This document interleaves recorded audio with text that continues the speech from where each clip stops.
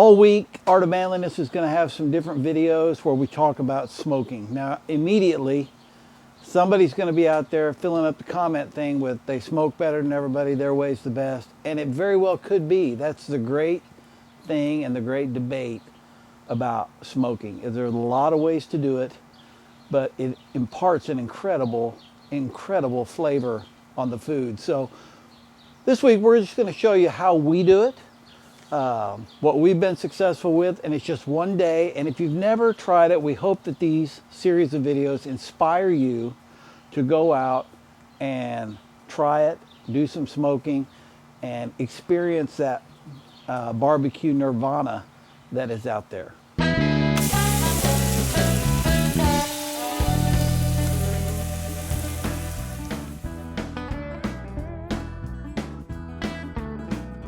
Now, there are a lot of different types of smokers that are out there. I know we've got, this one that does rotisserie, and it's a big, huge thing. And chances are you're not going to have that. And they say, is that really fair that you see that? No. But there are a lot of different types of smokers. Believe me, you go to cooking contests and barbecue contests, you will see tons of Weber bullet smokers. And you can get them online for under $200. They do a fantastic job of smoking meat, whether it's brisket, pork, ribs, whatever. If you've got a Weber kettle grill at home, you can smoke on that. If you've got a big green egg, those are very popular. The ceramic cookers, you can cook virtually your whole 15, 16 hour cook just on a handful of charcoal. They're really incredible smokers. We've had people that have cooked on a trash can with a grate in it. A good rule of thumb is if you can control the fire, then you can cook on it. And, typically barbecue is about low and slow. And it's about controlling that fire over a long period of time, imparting a flavor of that smoke onto the meat, getting it good and tender, and just getting a great product, just like you eat out at a good barbecue restaurant. People always ask us, what kind of meat do you smoke? Well, we smoke everything. We smoke brisket, we smoke pulled pork, we'll smoke prime rib, we'll smoke chicken, we do everything. Any food could be smoked, potentially. Sometimes it's better grilled, sometimes you're not gonna smoke a hamburger, but we've smoked a meatloaf before. It's an incredible way to eat a meatloaf. You could do beef ribs, you could do pork ribs. There are people that smoke lamb.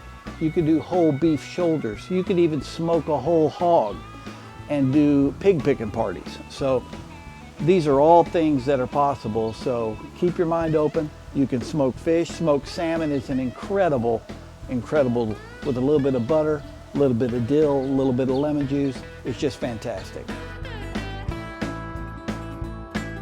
The next great thing about smoking is you can be creative. You can try different flavors. The type of wood you use will help determine the flavor of your food. We cook with a lot of different types, and big and small. Some of it can be used for different. These are some cuttings off some plum trees. This is some peach wood right here. We've got hickory over there. We've got pecan here. We've got any good hardwood that bears a fruit you can cook on, and that's a good rule of thumb. And then you want to make sure that whatever you have, that it's good and well seasoned. Typically, you want it to be about 6 months old from the time it's cut to when you start to cook on it. That's going to give a better flavor of the food. Some woods are going to impart a stronger flavor. Apple wood, great for chicken and fish, very mild. Hickory, great for beef and even pork. But hickory has a pretty strong flavor, so sometimes you got to be careful about over smoking the wood. Some people will mix charcoal and mix hickory or mix charcoal. Pecan is a very mild wood. A lot of times we cook with just pecan because of the mild taste of the smoke. It allows us to cook for a long period of time and just use wood, which is what we like to do. So be creative, think about it, and just don't hesitate to experiment. And if you mess it up, so what? You've learned. And so try different woods, see the different flavors, and ask your friends who have done this for tips. They're going to be able to help you along too. Another question people ask us a lot is, what temperature do you cook at?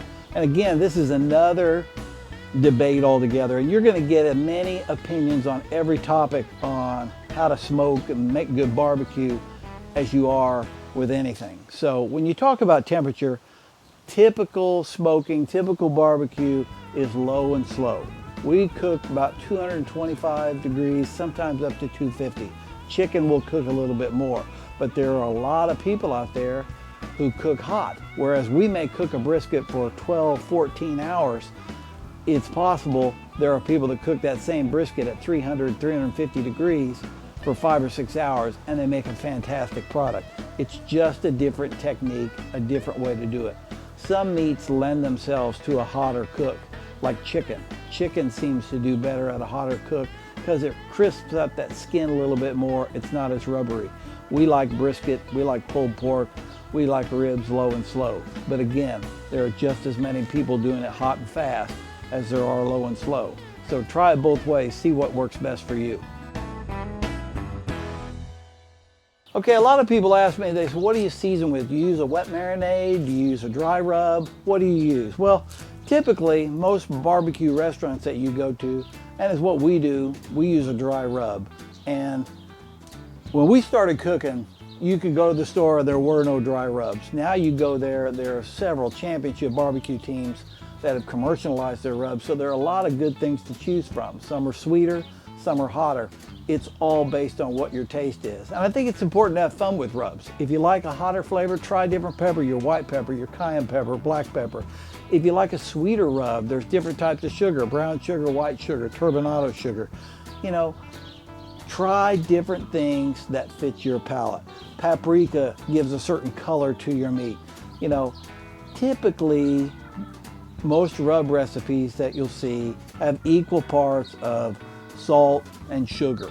And then from there, they'll add things like garlic. They'll add things like paprika, things to give it color. And you know, there's onion powder, there's cumin, there's all depends on what you're cooking. Beef, you want to have something with a little bit heavier salt and pepper, maybe even a little bit of heat with some cayenne pepper. Something like pork or your ribs, you want something a little bit sweeter. So a lot of times you can make a good all-purpose rub that covers a lot of things, but a lot of times we will use a rub that is specific to those specific meats. And there's a lot of really crazy ingredients like powdered honey that you can get and put in your rub. It's very fine, it makes it a real sweet flavor.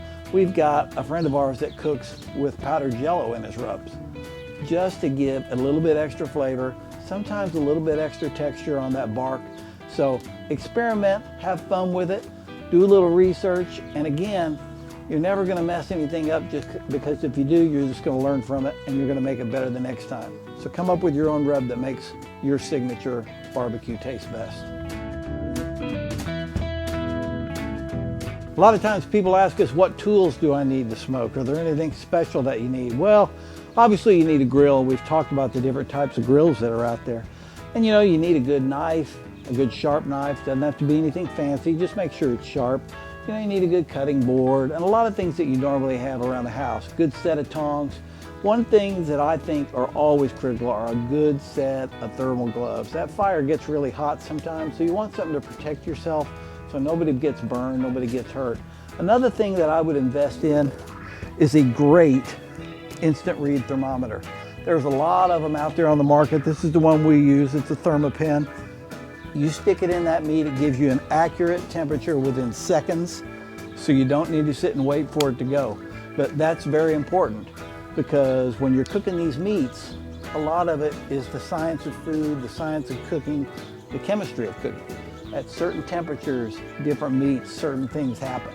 Whether it's the collagen breaks down, something goes, pulled pork at 195 degrees goes from being stiff to immediately falling apart. Same thing with brisket. There's that fine line that takes you right there, and a good instant read thermometer will help you to do it.